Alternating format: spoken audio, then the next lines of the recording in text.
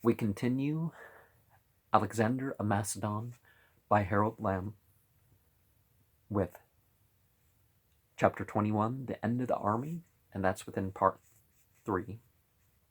At Sessa, Alexandros staged one of his immense celebrations, ostensibly to mark the end of their long march, actually to promote intermarriage among his people. For a long time he had treated with special favor officers like Eucestus, who learned Persian and adopted the customs of the East. Now he invited the officer corps as a whole to take Asiatic wives. He set the example himself by selecting the eldest daughter of Dariush as a second bride. Her sister he bestowed on Hephaestion, so that his friends' children should be first cousins of his own. For Craterus, who had not yet departed, he selected a younger sister of Rushanak. For Nearchus, absent at sea, the daughter of Arsene, and Mentor was appointed. Seleucus took the daughter of the dead Spitama. Ptolemy, Perdiccas, and the other leaders had brides of the Iranian nobility. 80 companions followed their example. And so, character. Character should be the main barrier to marriage, not ethnicity, nationality. Well, I mean, if someone's not even an immigrant to a country, people living in different countries, that's, but, aside from stuff like that, not blood heritage, ethnic group, whatever, none of these should be barriers. And even the barrier between the social and economic or wealth classes, as people would say, shouldn't quite be the barrier to marriage.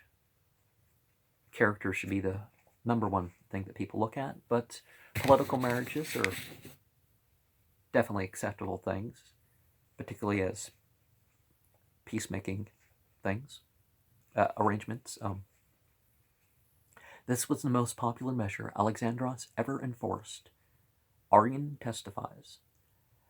Alexandros and the leaders put on the Persians and Medic dress for the ceremony.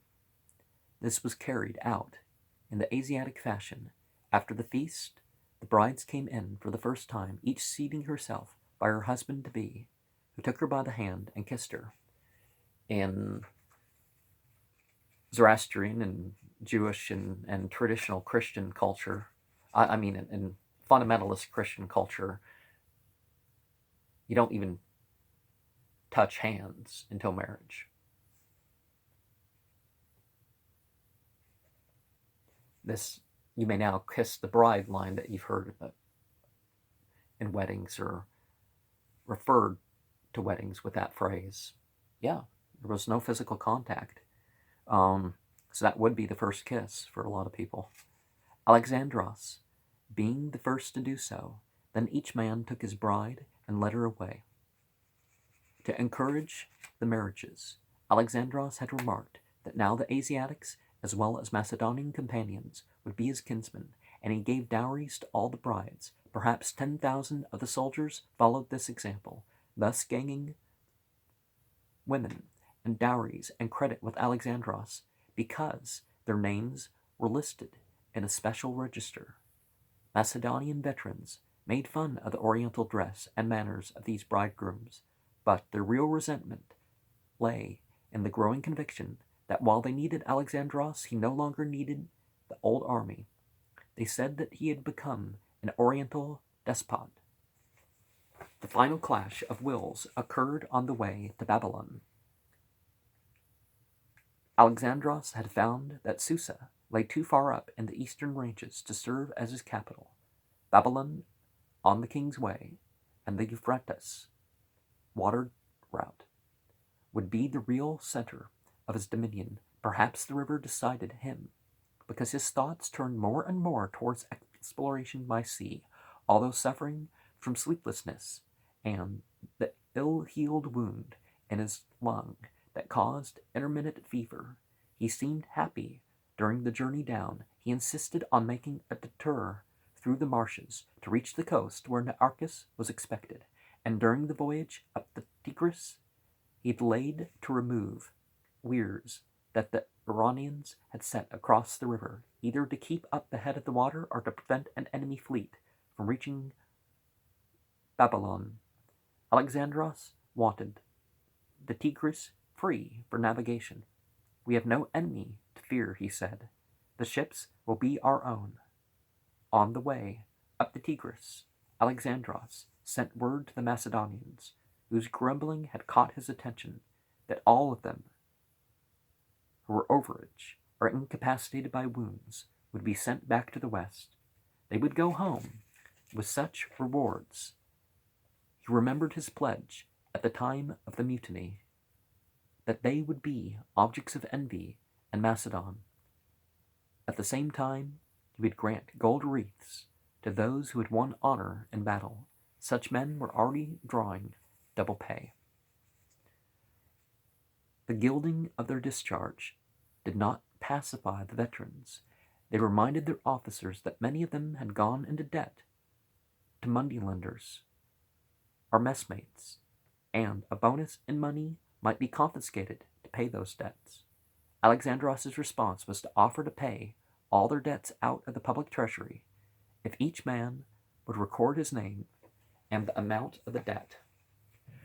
And we see this sort of thinking with celebrities of today. You see, I have so much money, look at what I'm going to do forever. And no, they're not going to do it forever.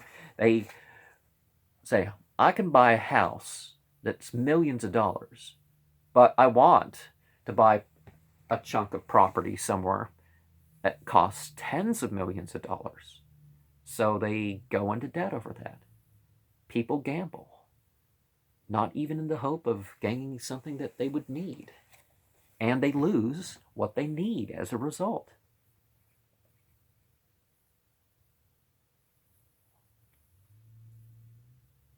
If each man would record his name and the amount of debt. This seemed too good to be true. The veterans felt that there was a catch to it. They had been drawing extraordinary pay and had no excuse for borrowing more. Only the more property most of them had, the more money they seemed to need. After discussing it, they rejected the offer, whereupon Alexandros offered to pay the debts on the word of each man, without taking down the names. All this was not the real grievance. The Macedonians had watched Parthians and Bactrians taken into the select guards. They had seen a regiment of these guards placed under command of Rushenak's brother. Jealous, now afraid for themselves, they did not care about the money. He no longer cares whom he embraces as kinsman now, they complained. Why doesn't he dismiss us all and be done with it?